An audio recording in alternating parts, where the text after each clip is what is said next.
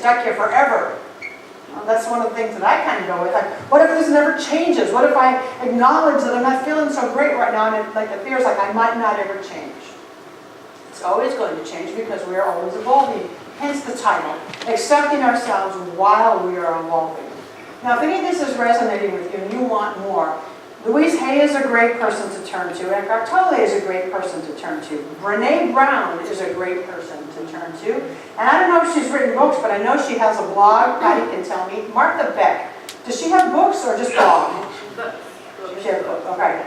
So all four of those names. So Martha Beck was the last one I said. Martha Beck, Brene Brown, Louise Hay, Eckhart Tolle are all really embracing this work, what I'm talking about today. So if you want to take it further, there are some names for you to explore. So we suffer when we don't accept the things the way they are. It should be some other way, I should feel some other way. So let me continue with Louise Hay now. She says most of our problems come from rejecting parts of ourselves, not loving ourselves totally and unconditionally. Let's not look back on our lives with shame. Look at the past as the richness and fullness of life. Without this richness and fullness, we would not be here as we are today. When we accept all of ourselves, we then become whole and healed. So she's saying the same thing. When we reject parts of ourselves, we're not loving ourselves unconditionally, we're living in shame, we're not growing, we're not evolving, we're not moving how we like to move. So Ernest Holmes, our founder, puts a whole lot of emphasis on don't look at what you don't want, and look and pray, do your spiritual mind treatment only on what you do want. So how does that reconcile with what I'm talking about? If I don't want to look at what I don't want, then Sean, you're telling me to accept this part of myself that I don't really want. It used to challenge me. It no longer challenges me. What I know is that when I do my spiritual mind treatment, my 5-step prayer, if you've never taken foundational class, I highly encourage it so you can learn this method of prayer. It's beautiful, it's easy, it makes sense. You're doing your prayer work and you're focusing on your highest ideal of what you want. And so in that moment of prayer work, yes, you are not looking at the unwanted condition. So whatever it is that you're not accepting, okay, when we're praying, we're not going to look at that. Absolutely. When we're praying, we want to look only at what we want. And then whatever comes out of that prayer, whatever starts to show up is for us to heal, right? So if the caca of life starts to show up within me, the things that I want to push away start to show up. They're just there for me to say, well, I am feeling this way, so what's this about? It's not that I didn't do my prayer right. It's that it brought something up for me to explore. What I also know is that when I don't accept myself and my heels are like this, I can't change anything. When I'm gritting my teeth and my heels are in and my foot's in. You see, the body language, there's nowhere to go with that.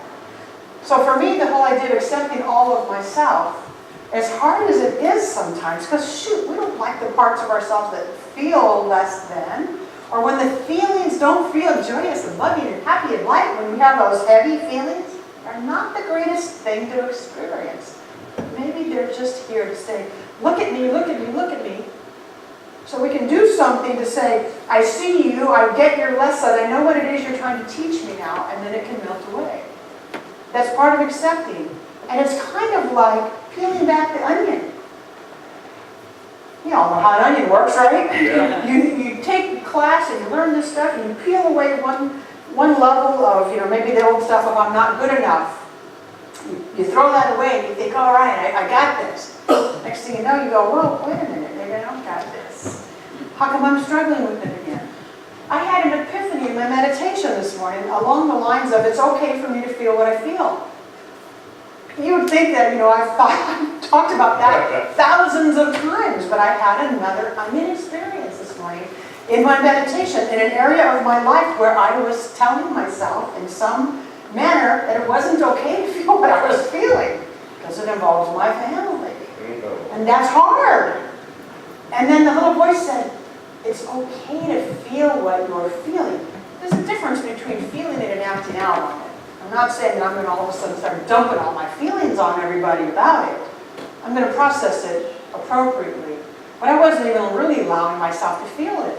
And it was causing this tug of war within my mind and within my heart of, I am feeling this and I shouldn't be feeling that, and I should be feeling this and I want to do this, and I was feeling a little crazy. Anybody relate? Oh, yes. And then the little voice said, "So feel what you feel." And I went, "Oh, that's right."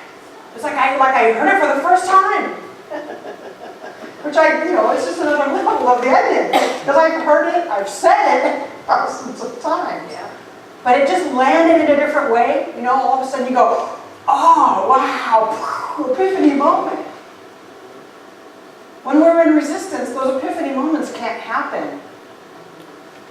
And sometimes they come when we're least expecting it. I wasn't meditating around anything like that this morning. I was just sitting quietly and I was thinking about the talk and thinking about accepting myself and what I was going to say to you about it, and then that came in.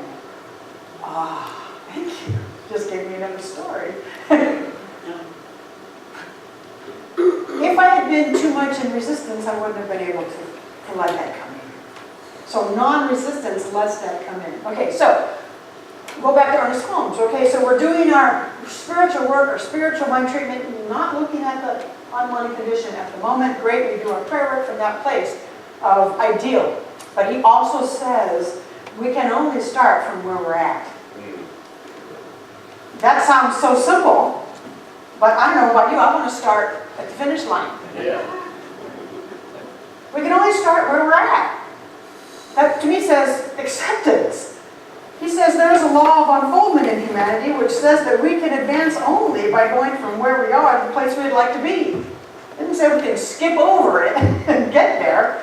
We can only advance from going from where we are to the place we want to be. The way to work is to begin right where we are. And through constantly applying ourselves to the truth, the capital T truth of who we really are, we gradually, keyword to me, we gradually increase in wisdom and understanding.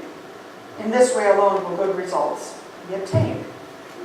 If every day we have a greater understanding and a clearer concept, if daily we are realizing more of the truth and applying it in our lives, then we're on the right path. To me, that's giving me permission to just let it be gradual, to know that we will always be evolving. And so the mistakes that I might have been mad at myself for 10 years ago, I can let go now and see how I've evolved and how I've grown. And the mistakes that I might be mad at myself about today, to know and trust with all my heart that I'm going to move past it, I'm going to evolve past it, because that's what I want to do. That's my intention, and that's all your intention too. That's why you're here. That you know you're going to evolve, you're going to be becoming more and more and more the greater self that you are. But we can do it like this. Being in that present moment without thinking that we have to just get to the finish line, without being mad at ourselves when we're not there fast enough. By just loving ourselves and accepting ourselves while we're in that evolutionary process. That's huge. We want it yesterday, I know, but we get to do it today. Start right where we're at. When I first came into this philosophy, it was 1989, and one of the songs that we sang almost every Sunday was the song called "I Love Myself the Way I Am." There's one set of lyrics that says, "I love myself the way I am, and still I want to grow. But change outside can only come when deep inside I know I'm beautiful, I'm capable of being the best me I can. I love myself just the way I am." When I heard that song for the first time, there was this choir of angels singing. Wow, I love myself the way I am. That's so cool. And then shortly afterwards, the next thing was, do I really?